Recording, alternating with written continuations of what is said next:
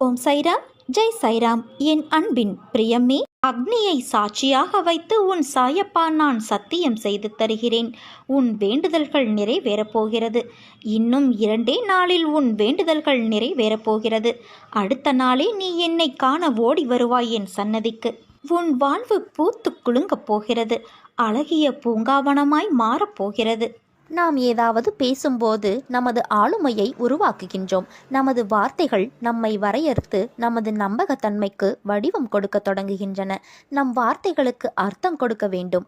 எதை சொன்னமோ அதை சொல்லும் நேரத்தில் அர்த்தம் வேண்டும், அல்லது வரப்போகும் நேரத்தில் அர்த்தம் பெற வேண்டும். இல்லையெனில் நம்மை நம்ப முடியாதவர் என்றே சொல்லலாம். உங்கள் வார்த்தைகள் அனைத்தையும் சாயியிடம் அர்ப்பணியுங்கள். அவர் சார்பாக அவரிடம் பேசுங்கள். எளிமையானது.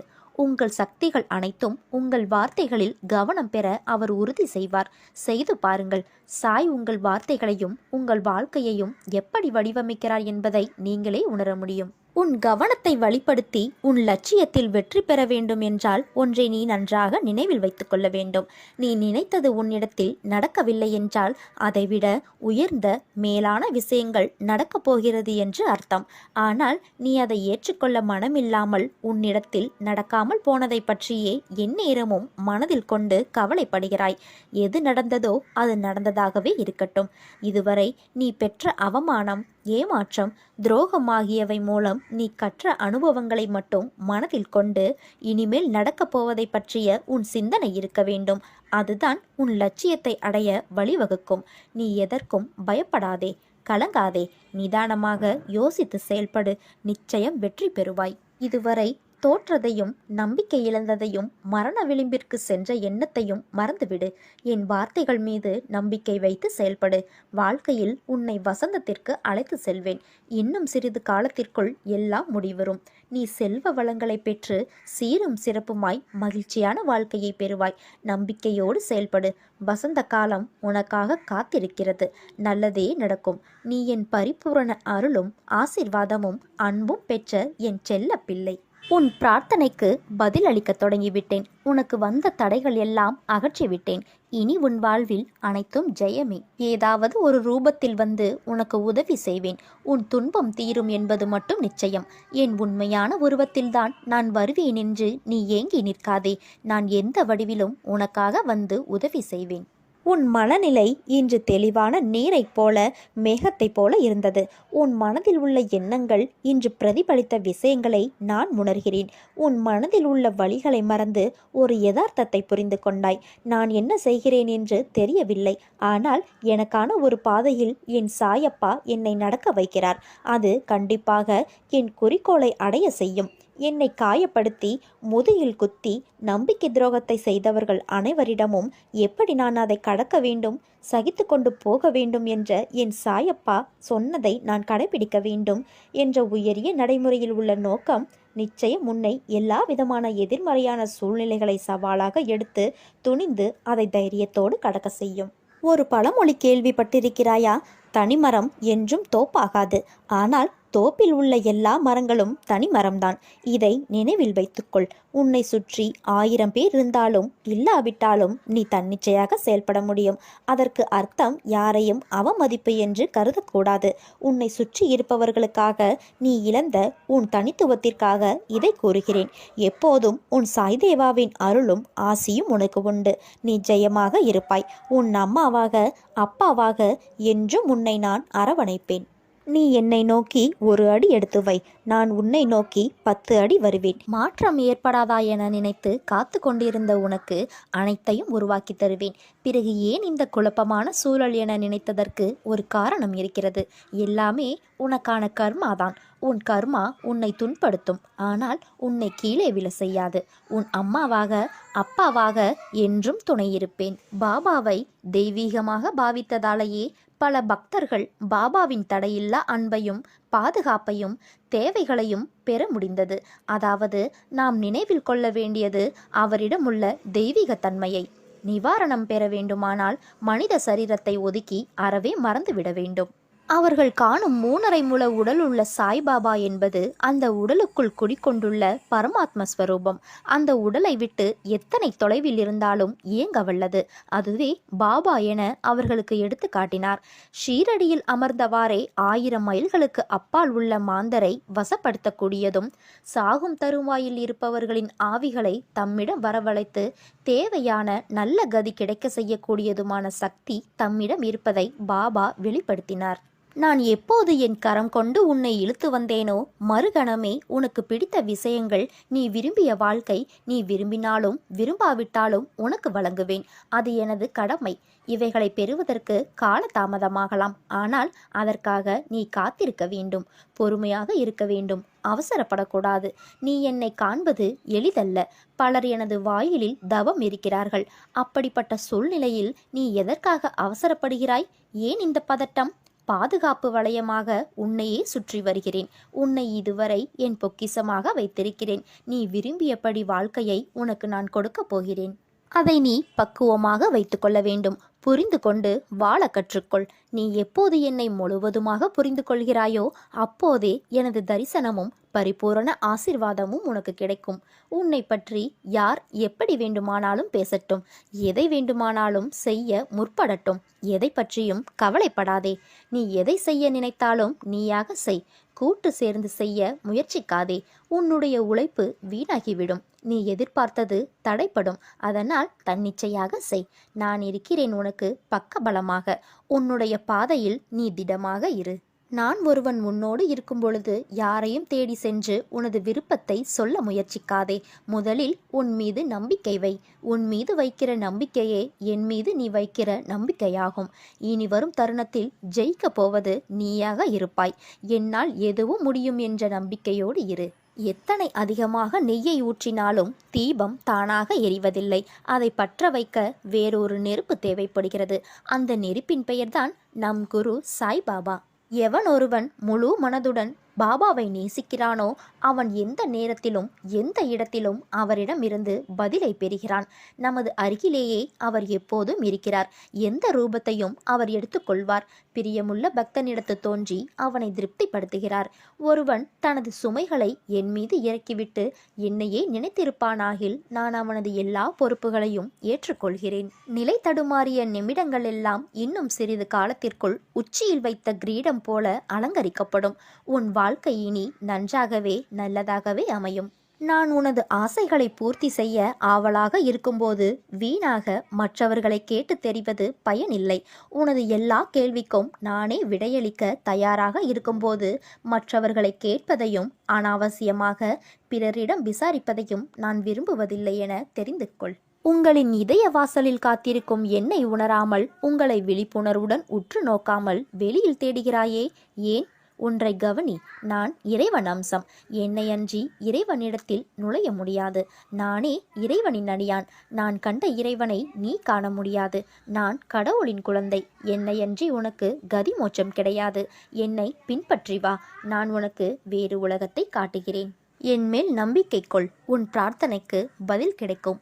ஏகம் என்பது தன்னலமற்ற அன்பை வெளிப்படுத்தும் இயற்கையான தெய்வீகத்தன்மை நிறைந்த வழியாகும். யாரொருவர் எல்லா படைப்புகளிலும் இறைவனை காண்கிறாரோ, எல்லாவற்றையும் எல்லோரையும் எவ்வித எதிர்பார்ப்பும் இன்றி நேசிக்கிறாரோ, அவரிடத்தில் தெய்வீக அன்பானது குடியேறி அவரை ஆற்றுப்படுத்தி இறை ஒளியினால் நிறைத்துவிடும். பாரத்தை சுமப்பவனான என்னிடம் உங்கள் பாரத்தை இறக்கி வைத்துவிட்டு நம்பிக்கையுடனும் பொறுமையுடனும் காத்து கொண்டிருங்கள். உங்கள் பாரத்தையும் வலியையும் நான் என் மீது ஏற்றிக்கொண்டு சுகத்தினை மட்டுமே உங்களுக்கு வழங்குவேன். ஒருவர் ஒரு நிகழ்வால் மகிழ்ச்சி அடைகிறார். மற்றொருவர் அதே நிகழ்வால் மனசோர்வடைந்துள்ளார். உண்மையில் அதே நிகழ்வு ஒரு நபரை ஒரு சந்தர்ப்பத்தில் மகிழ்ச்சியாகவும் மற்றொரு நபரை மற்றொரு சந்தர்ப்பத்தில் மகிழ்ச்சியற்றதாகவும் உணர வைக்கிறது. ஆனால் சிலர் வலியையும் இன்பத்தையும் சமமாக எடுத்துக்கொண்டு திருப்தியுடனும் சமநிலையுடனும் இருப்பார்கள். உண்மை என்பது ஈசா உபனிஷத்தின் சாராம்சம் மற்றும் உண்மையை போதிப்பதற்காக பாபா தாஸ்கனுவை தீட்சித்தின் வீட்டிற்கு அனுப்பினார். அங்கு பணிப்பெண் அதை அறிவூட்டுவார். வேலைக்காரி ஒருவர் கிழிந்த புடவையில் உடுத்தியிருந்த நிலையில் வீட்டு வேலைகளை செய்தும் பாடியும் விளையாடியும் மகிழ்ந்தாள். புது புடவை உடுத்திய போதும் அவளுக்கு அதே மகிழ்ச்சி. மறுநாள் புது புடவையை பெட்டிக்குள் வைத்துவிட்டு பழைய சேலையை உடுத்திக்கொண்டு தன் வேளையில் மகிழ்ச்சியுடன் பாடிக்கொண்டிருந்தாள். கடவுள் கொடுத்ததை மனிதன் அனுபவிக்க வேண்டும் என்ற பாடத்தை தாஸ்கனு கற்றுக்கொண்டார். கடவுள் எல்லாவற்றிலும் எல்லா இடங்களிலும் இருக்கும்போது ஒன்றை ஏற்றுக்கொண்டு மற்றொன்றை நிராகரிப்பது முட்டாள்தனமல்லவா? எது நடந்தாலும் அது கடவுளின் விருப்பத்தால் நிர்ணயிக்கப்பட்டது. அது இறுதியில் நம் சொந்த நன்மைக்கே என்ற நம்பிக்கையுடன் ஒருவரின் சொந்த விஷயத்தில் திருப்தி அடைவது நம்மை மகிழ்ச்சி அடைய செய்கிறது.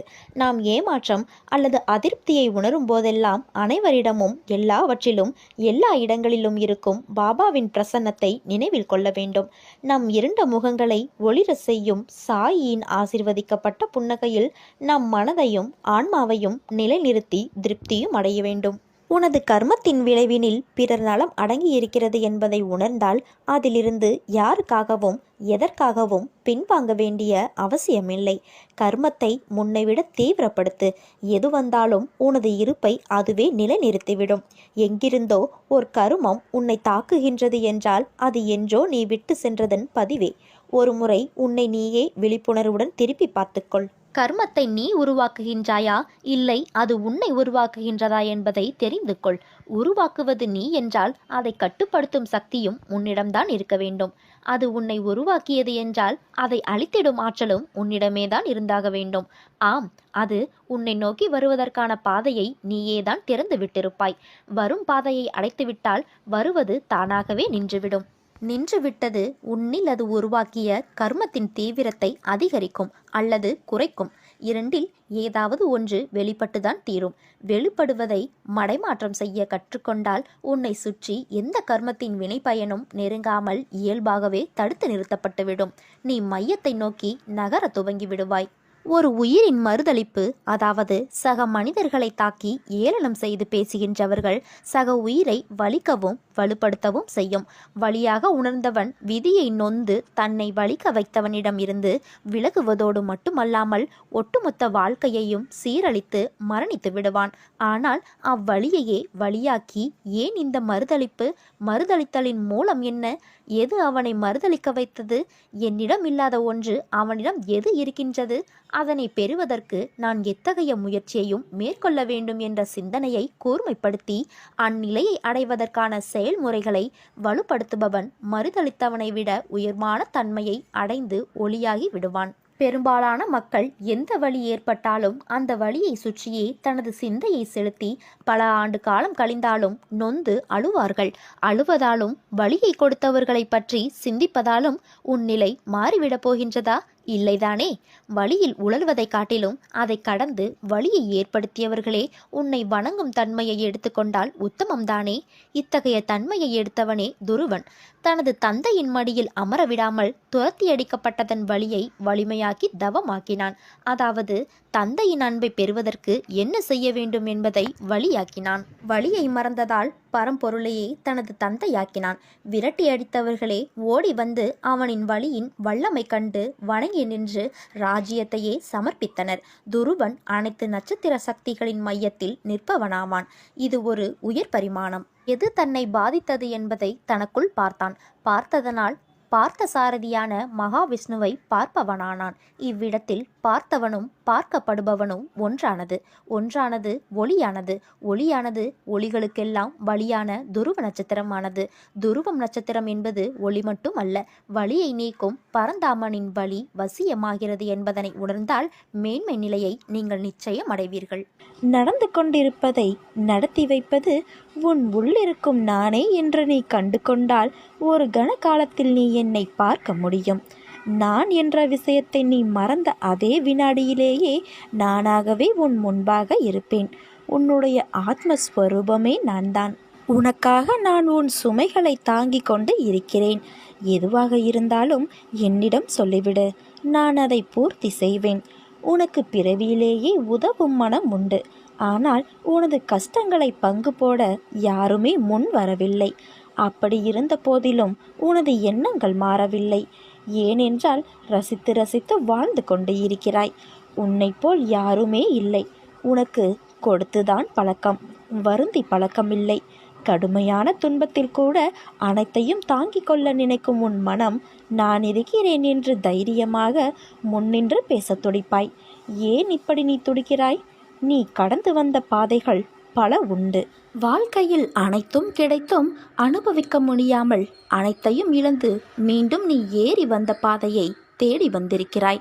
உனது விடாமுயற்சி, குறிக்கோள்கள், இடைவிடாது நீ வினவும் என் நாமம், என்னை பற்றி முழுமையாக எடுத்துரைத்தல், எனது அதிசயத்தை போதித்தல், இப்படி செய்து கொண்டு இருக்கிறாய். இந்த சூழ்நிலையிலும் கவலை வேண்டாம், கலங்காதே. நான் உன்னை பாதுகாப்பேன். உண்மையான பக்தி ஒன்றே வாழ்க்கையில் மேலே வருவதற்கான அறிகுறி. உனது பூர்வ ஜென்ம சாபக்கேடுகள் இப்போது அனைத்தையும் நான் விலக்கி நீ இழந்தது அனைத்தையும் மீண்டு உனக்கு தேவைப்படும் காலத்தில் உன்னை தேடி வந்தடையும். காத்திரு. உன் வாயிற்கதவை தட்ட விரைவில் நான் வருவேன். அப்பா நான் இருக்கிறேன். எதற்காகவும் கலங்காதே. உன் வாழ்வு என் கையில். மனதளவில் நீ நொறுங்கி போயுள்ளாய் என்பதை நான் உன் சாய்தேவா அறிவேன். நிச்சயம் உனக்கான விடியும் காலம் விரைவில் வரும். ஏனென்றால் உன்னோடு உன் சாயப்பா நான் இருக்கிறேனே. என்னை முழுமையாக அறிந்தவர்கள் நான் உதவவில்லை என்று வருந்த மாட்டார்கள். உருவம் வேறாக இருந்தாலும் உதவி என்னுடையதாகவே இருக்கும். அதனால் கவலை வேண்டாம். கண்ணீரை துடை. கண்ணிமை போல நான் உள்ளேன். உன் கஷ்டங்களுக்கெல்லாம் விடிவு காலம் வந்துவிட்டது. துயரங்கள் முடிவுக்கு வந்துவிட்டது. வசந்த காலம் ஆரம்பமாகிவிட்டது. இனி உன் வாழ்வில் எல்லாமே ஆனந்தம்தான்.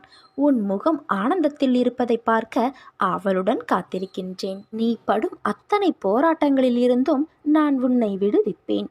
உன்னை யாராலும் வெல்ல முடியாது. இனி உன் வாழ்வில் நல்லதே நடக்கும். இப்போது உன் வாழ்வில் நடக்கும் காரியங்களுக்கு நீ எப்படி பொறுப்பேற்க முடியும்? நான் தான் உன்னை பக்குவப்படுத்துவதற்காக உன் வாழ்வில் தன் லீலைகளை நடத்தினேன். உன் இருதயத்தை தேவையில்லாமல் கனமாக்கிக் கொள்ளாதே.